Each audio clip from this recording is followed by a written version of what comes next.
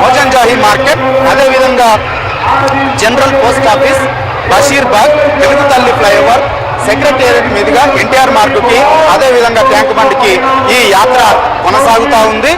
ఇటు 3 వైపుల నుంచి మోజంజాహి మార్కెట్ అయితే పెద్ద ఎత్తున వినాయక విగ్రహాలు తరలి వస్తూ ఉన్నాయి, గణపయ్యలు తరలి వస్తూ ఉన్నారు, విఘ్నేశ్వరులు తరలి వస్తూ ఉన్నారు. నిమజ్జనం కోసము సాగర్ వైపు సాగిపోతూ ఉన్నారు భక్తులు. మనం చూస్తూ ఉన్నాము బాణాసంచ పేలుస్తూ, డీజే సౌండ్లకు దరువులు వేస్తూ, డప్పులకు చిందులు వేస్తూ, నృత్యాలు చేస్తూ, ఒకే రకమైనటువంటి వస్త్రాలు ధరించి వారంతా కూడా ఎంతో భక్తి పారవశ్యంతో నిమజ్జనానికి వినాయకుడిని తరలించుకు తీసుకువెళ్తున్నటువంటి దృశ్యాలు ఇక్కడ అందరినీ ఆకట్టుకుంటా ఉన్నాయి. మనం ఏదైనా ఆంధ్రజ్యోతి చూస్తూ ఉన్నాము.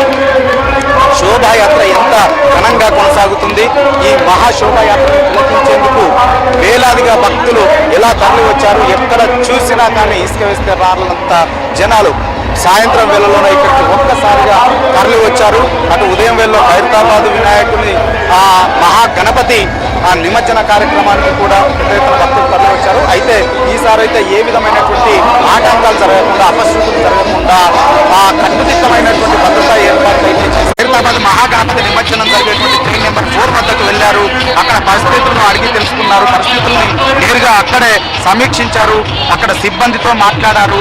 ఏ విధమైనటువంటి ఆటంకం జరగకుండా తగు సూచనలు, సలహాల్ని ముఖ్యమంత్రి ఇచ్చారు. సో స్వయంగా ముఖ్యమంత్రి రంగంలోకి దిగి సమీక్షలు చేస్తున్నటువంటి నేపథ్యంలో అధికారులు కూడా ఎలాంటి అవాంఛనీయ ఘటనలు జరగకుండా, ఎలాంటి అపశృతులు జరగకుండా, ఎలాంటి నిర్లక్ష్యం జరగకుండా దగ్గరుండి నిమజ్జన కార్యక్రమాలని చూస్తూ ఉన్నారు. సో వారు కూడా క్షేత్ర స్థాయిలోనే ఉండి ఈ నిమజ్జన కార్యక్రమాలని విజయవంతమయ్యే విధంగా వారు కూడా కృషి చేస్తూ ఉన్నారు. ముఖ్యమంత్రి కూడా ఎప్పటికప్పుడు కూడా దీన్ని సమీక్ష చేస్తూ ఉన్నారు.